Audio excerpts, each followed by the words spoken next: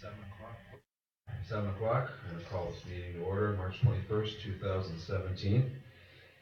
Before we start the meeting, permission to film the meeting has been requested and permitted.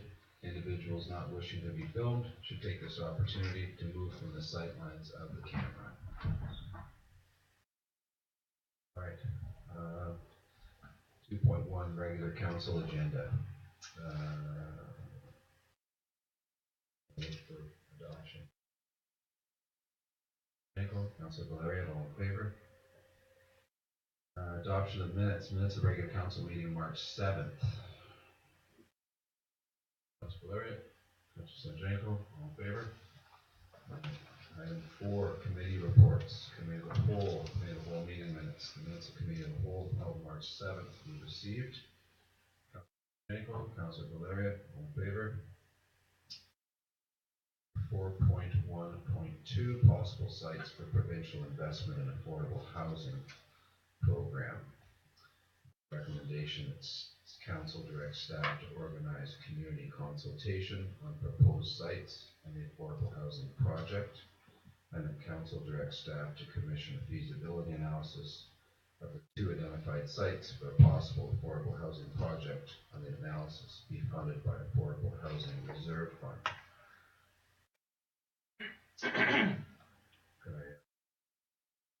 Councilor Valeria, Councilor Sanjanko. All in favor? So passed. 4.1.3 Old RCMP site. Recommendation that council endorse efforts by Habitat for Humanity, Sunshine Coast and Sunshine Coast Affordable Housing Society, and town staff to work with the federal government with the goal of creating affordable housing options on the old RCMP site at 749 School Road. Councilor Sanjanko, Councilor Valeria, all in favor? Okay, 4.1.4 Winegarden Park Master Plan. Recommendation that council approve the Winegarden Park Master Plan as presented, and that the following design elements be incorporated into the master plan, and that council directs staff to ensure that performance area remains available through the duration of the George Residence Hotel, and that council prioritize the following design elements. These are listed there, and I assume everyone has a copy of the agenda so they can read those. And that staff direct, and the council direct staff to evaluate the cost of Winegarden Park Master Plan further into the funding partnerships, and further that council direct staff to make arrangements for the developer of the George Hotel and residents to ensure that as much work as possible on the park is completed in conjunction with the necessary work on the George Hotel and residences. Councilor Sanjanko, Councilor Valeria, discussion? Councilor Sanjanko. I'll make a couple of comments. We discussed this at committee as a whole, and a couple of things that came up. One was just actually letting our committee that worked on this project know how much we appreciated all the work that went in and all the different views that they listened to and tried to coordinate. I had a couple of technical questions, which just wanted to make sure that different people had actually event planners and have been in on the consultation process, and they had been. So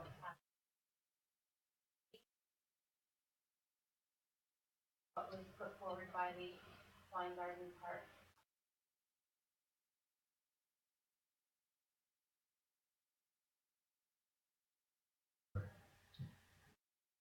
Doesn't need to be caught because I made a whole for that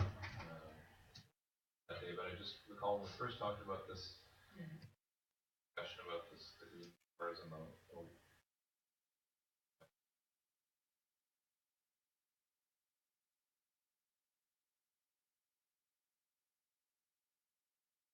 that was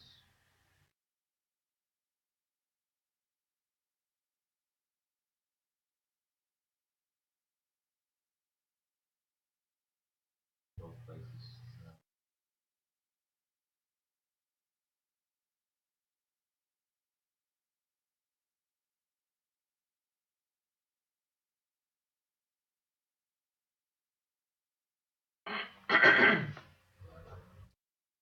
Yeah, well, I think Councillor Mary was right. Yeah, it's different than what some of the plans we were working on for Harm's Beach. This is simply to remove that portion of the board, especially where the grade gets changed. Um, so the shoreline will be more gradual, better access, but it also gives the ocean more and more wiggle room over time. Sea level will rise, and if that's a gentle slope, then the shoreline will remain more natural in the long run. That's really the difference. I'm sure if you also wanted to have that clarified in the text, we can look at that if that's needed. But, yeah, it's definitely something else at our beach. That's great. Well, but I have to say I do support the concept. I guess I was maybe a little surprised to see it first.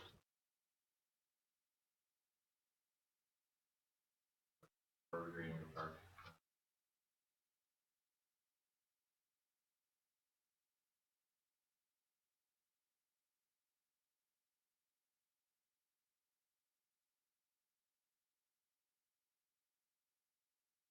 Or I'm just obviously the waterfront walkway is the big one that we've talked about.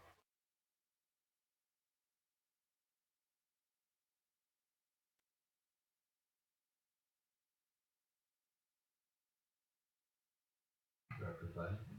Thank you, Mr. Chair. Yeah, the reason that was over there has to do with before we can do the rest of the plan, we need to change the grades to be able to connect to this waterfront walkway that will be in front of the George. And I think the committee felt that, well, while doing that work, we need to change that portion of the seawall anyway. And I think the reason that this came together there on the number one is that it's a logical part of that work. So you only need to do it once. But I think once we get more information on the costing, which is another follow-up action for this plan, we will definitely keep an eye on that if that's resulting in additional cost, because then, yeah, in that case, well, we want to get council's input on if that's a priority. Is it unavoidable really as part of the walkway construction that needs to be done anyway? Thank you. I think one of the things that I was going to mention as well is that I know that we're looking at the costs and how much, like these line items would be like really important, because I know there's some things on here that, I mean, as we discuss, if we get the cost put in front of us and we discuss them, I mean, we might be able to prioritize based on a budget that we think we can make, whether it's through the fund or through any fundraising. I guess we're gonna have to set our sights on something, so things like change rooms, extra washrooms, water features and stuff, those are affordable. I did have another question too, so I just wanted some clarification on the band shell. So we have a design, like we have a committee that's come up with this design, but if my understanding is correct, like the George has to, once they start impeding onto that band shell area, they have to move the band shell into its future location based on our design, and it's going to be a working band shell at that time. And so my question is the agreement with him to move the existing band shell, or is it to actually create a band shell that's based on I can only assume it's going to be a lot different.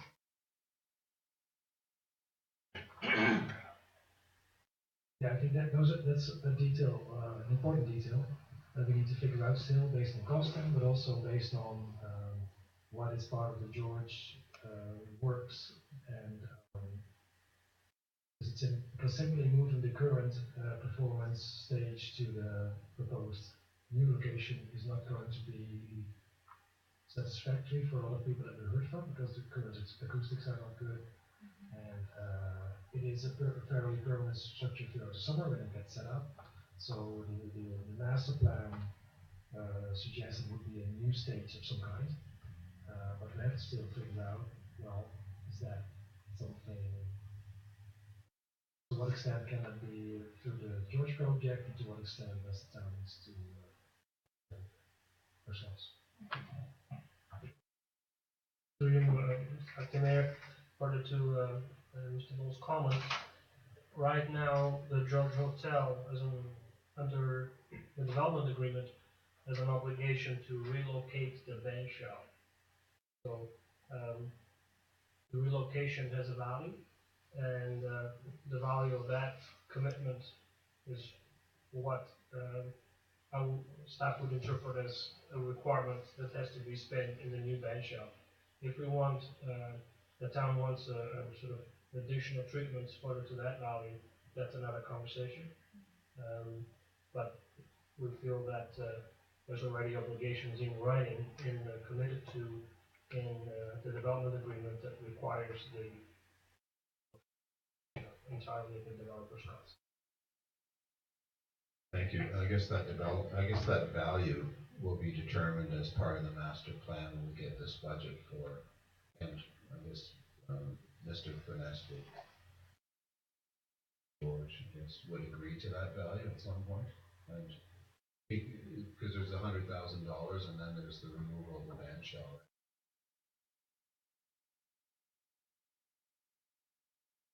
Master negotiators. Those. The value with construction is no different than other servicing values. I think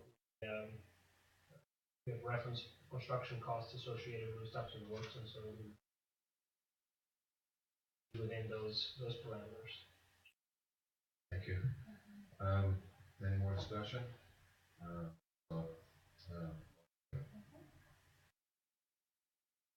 Okay, administrative reports. I'm going to ask for a motion to receive the report for the license to occupy Huckleberry Coast. I'm going to ask Director of Planning, who's obviously acting for the corporate officer tonight, if he wants to speak to it. So, Councilor Valeriot, Councilor Sanjanko. Yeah, thank you, Mr. Chair. We had a presentation a couple of weeks ago of the backgrounds to what the society had in mind. So staff looked at it, and what is in front of you is a proposed lease. It's called a license to occupy. It's a type of lease, if you will.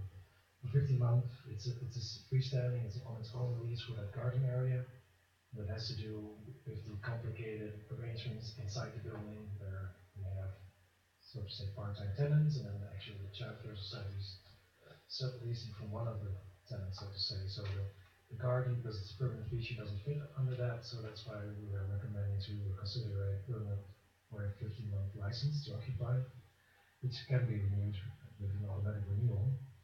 Let me see. What the requirements in the license are that the maintenance and installation is the responsibility of the society, and insurance requirement. There is a public notification process that needs to be completed before a license can be issued, and the corporate officer will take care of that in the coming weeks. That involves the advertisement, and then I believe that Winegarden would come back to council. Oh, actually, that's today already. So we would be authorized, but there is the notification and an opportunity to provide comments from public before the actual license will be issued. Thank you. Discussion.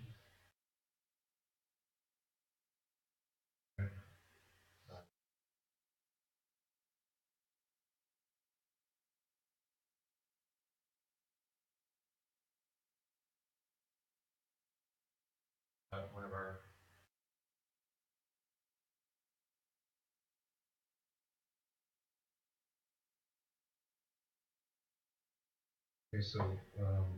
moved, seconded by Councilor Sanjanko.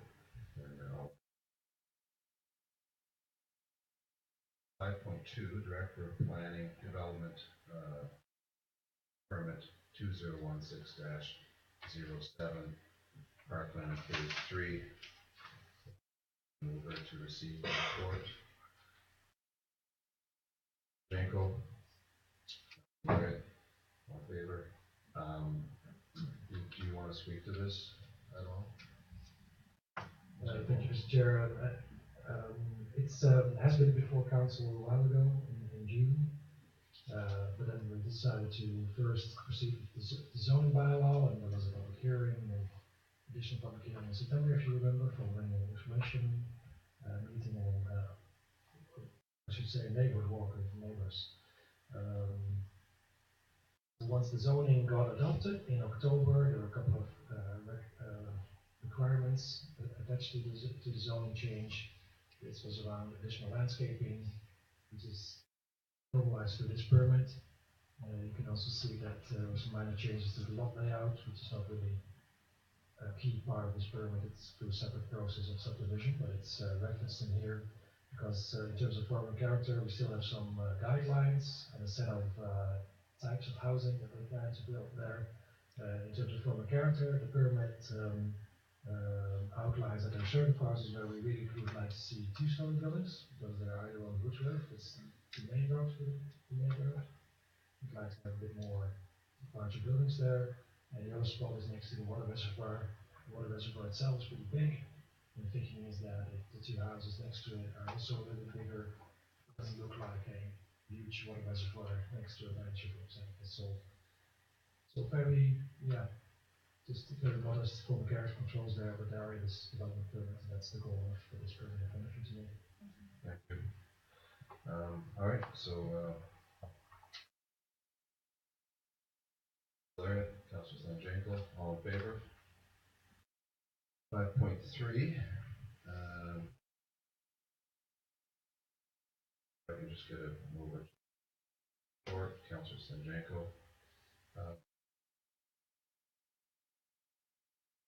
Is there any discussion after we receive this report? I mean,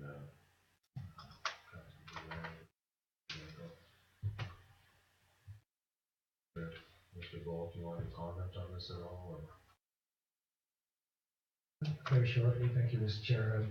The SRD has sent this report, and they have started the process to look more closely at how they could provide more options for affordable housing in the rural areas. And they've listed a couple of ideas, very similar to what the town has explored in the past, and some of it we're still exploring ourselves. So if there are particular ideas or things we think SRD should be looking at, we could list that today, or we could simply send a general letter of support and encourage them to come up with solutions for affordable housing that fit their rural bylaws. Thank you. And I know it's a challenge, obviously, in the rural areas to be able to create affordable housing. Obviously, we have an affordable housing policy, and we're pursuing several different types of options in Gibsons, but I think there was some discussion, and I don't know, I guess, I don't know what to do or how to rezone the property, but, the lot size is sort of an approach, but, Councilor Delaney? All right, just two suggestions that are made in the staff report. One is just that I was struck by the size of the targeted infill for neighboring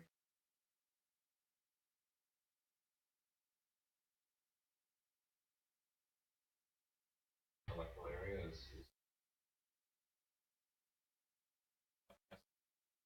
I just wanted to ask their status or what state in terms of getting us densifying all outside of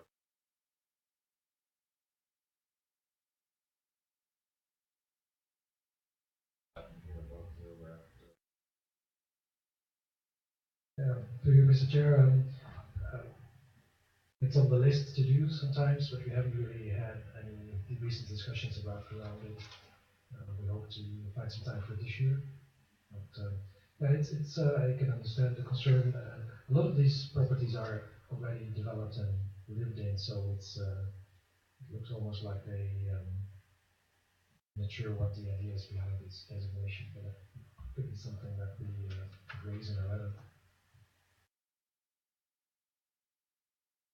I mean, just, we know size of the officer relative to some of the other.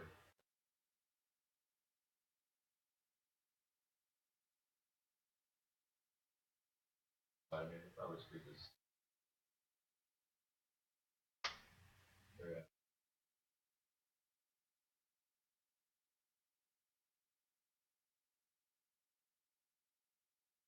That's our boundary.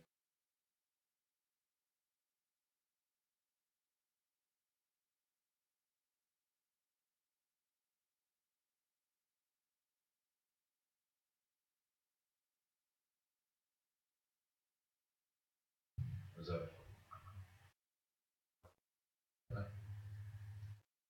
Yeah, I think we would raise, I'm not sure we want to wordsmith something today, but I would add something to that effect to the letter. I think if that's okay with council, the question is about the extent of the infill options in Elphinstone. It's possible repercussions for the town's infill programs. Okay. Thank you. So, seeing that, can we move that? Councilor Sanjanko? Councilor Valeria, all in favor? Okay, Director of Planning, short-term rentals. There's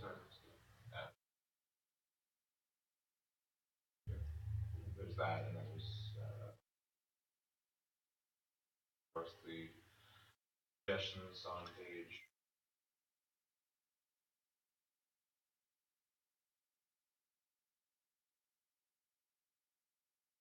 Well, as, Yeah. so those are understood, that's.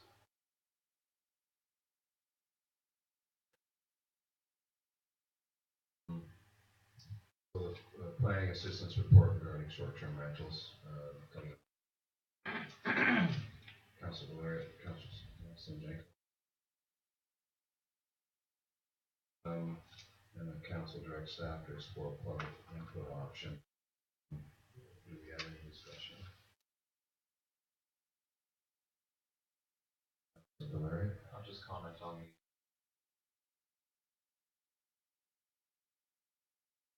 staff that had said earlier.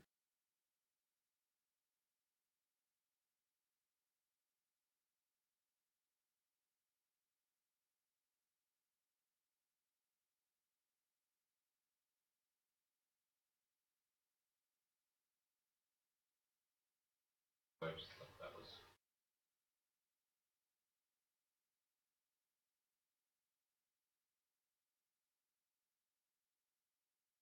Consultation process, so that's.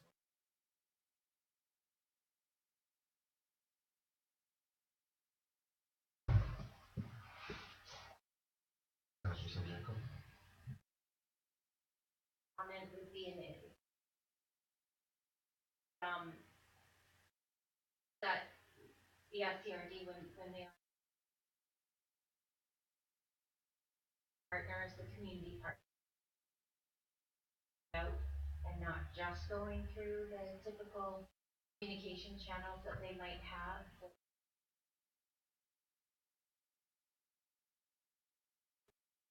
Pretty important discussion to be had with the public right now, especially before tourism season, and people who are prepping for tourism may not see or hear the normal community. Hope that they're working with people.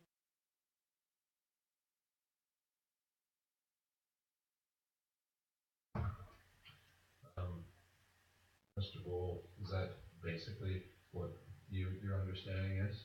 Is that we're gonna, I guess, not piggyback, but work in congruence with all the public consultation for the, would seemingly be a large chunk of the sunshine?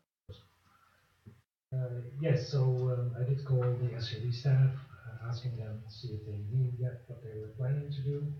They weren't sure yet if they were going to hash it out in the coming weeks and months. They were hoping to do it sometime this spring. I will be in contact with them, but also definitely take into account Councillor Sanjenko's suggestions. And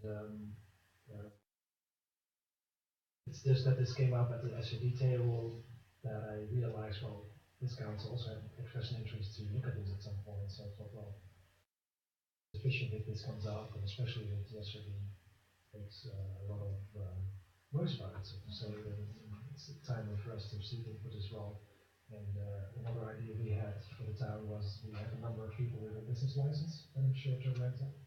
And we specifically asked them to provide us with input. We also have to think about, do we develop a questionnaire or do we keep it wide open? Because one of the unanswered questions around short-term rentals, I think, is on the one hand, people have concerns about detrimental to the amount of rental options, long-term rental options for people to live here.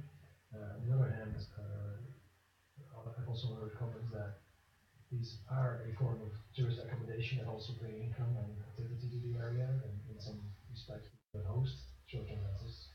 Instead of renting out long-term, they make money by having rented out short-term. So that's something that needs to be explored further, how it actually plays out on the Sunshine Coast compared to Vancouver. I think it's a different situation, but we don't know exactly what we're talking about, so it's very useful to dig into this some more this year. Thank you.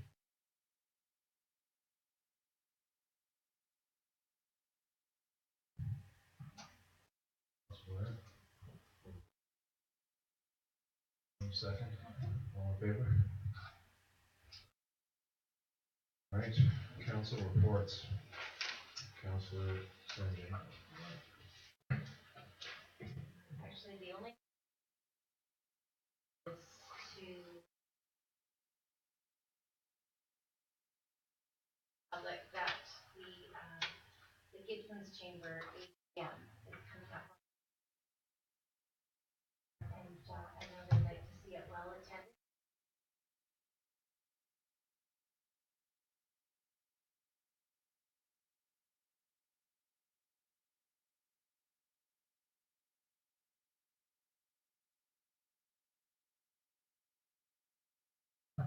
Thank you. Councillor Valerian.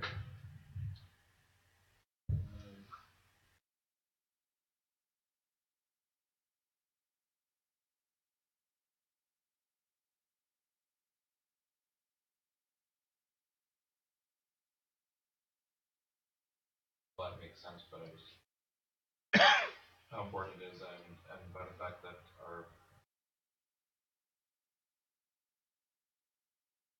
potential threat.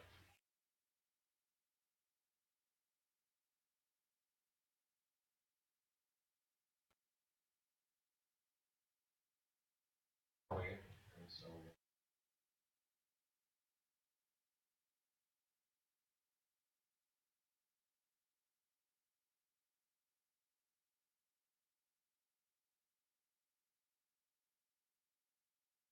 Thank you.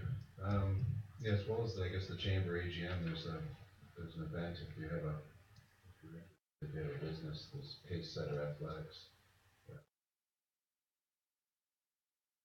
The holy crap in that mall. Openest businesses coupled with into running, and they have all the athletic gear and special shoes and so on and so forth. So I'm going to stop over there and wish them some luck.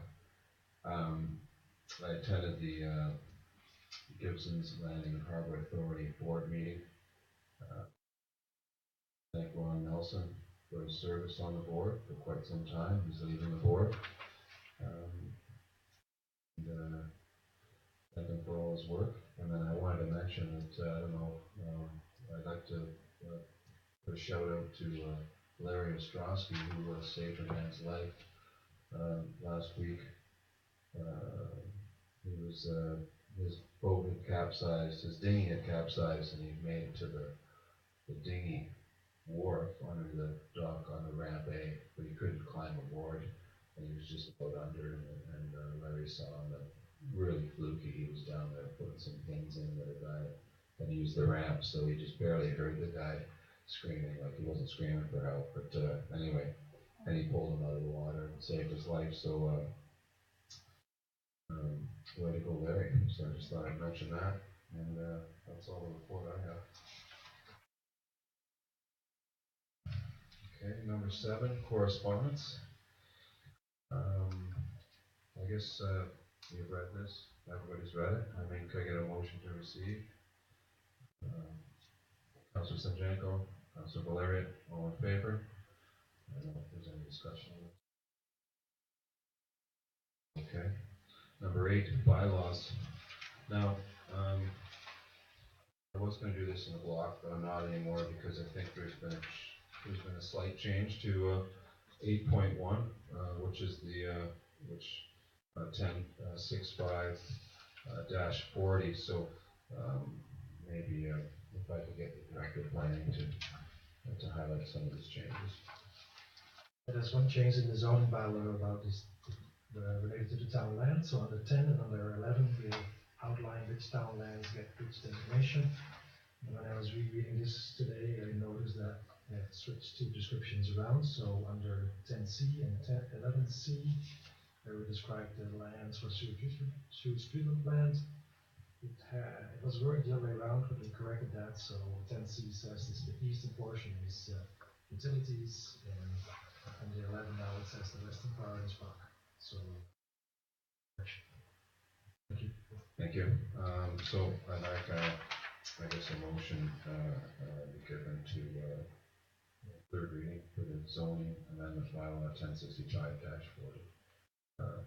Councilor Sanjanko, Councilor Valerian, all in favor? 8.2, Director of Engineering Water Regulation Amendment Bylaw. First, I get a motion to receive it. Councilor Sanjanko, Councilor Valerian, all in favor? I don't know if there's any discussions. Dave, would you like to say anything? No? Mom's the word. I'm here to answer any questions that you have. Okay. Is there any discussion? Move it. Okay, second and third. Okay. So moved, seconded. All in favor? Okay, 8.3, rates, fees, charges, amendment bylaw 1196-11.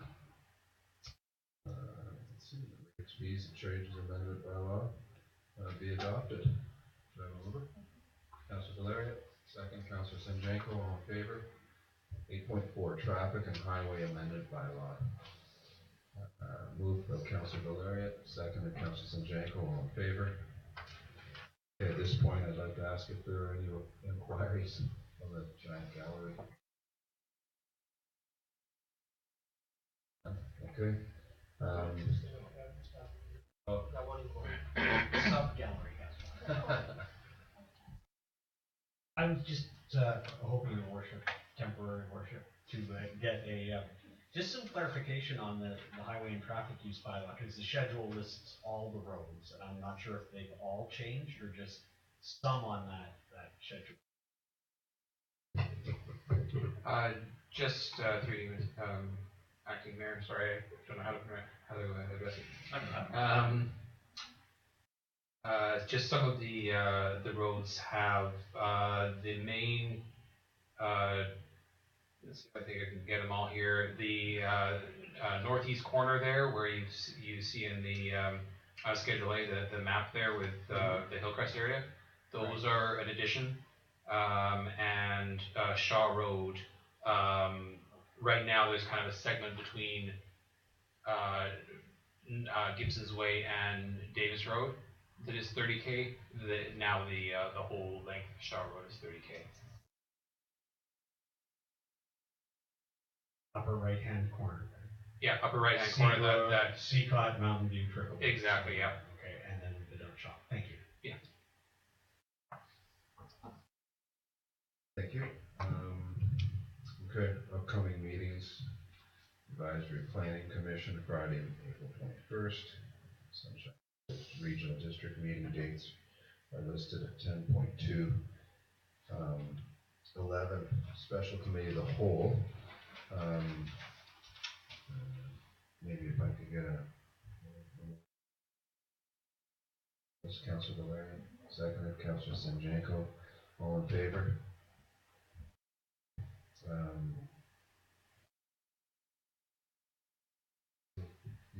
corporate officer, do I need to do anything special about the meeting being closed? Or is that encompassed in that whole? Okay, great. 11.2, the next regular meeting is April 4th at 7 p.m. If I can get a motion to adjourn. Councilor Valeria and Councilor Sanjanko, all in favor? Okay, good night.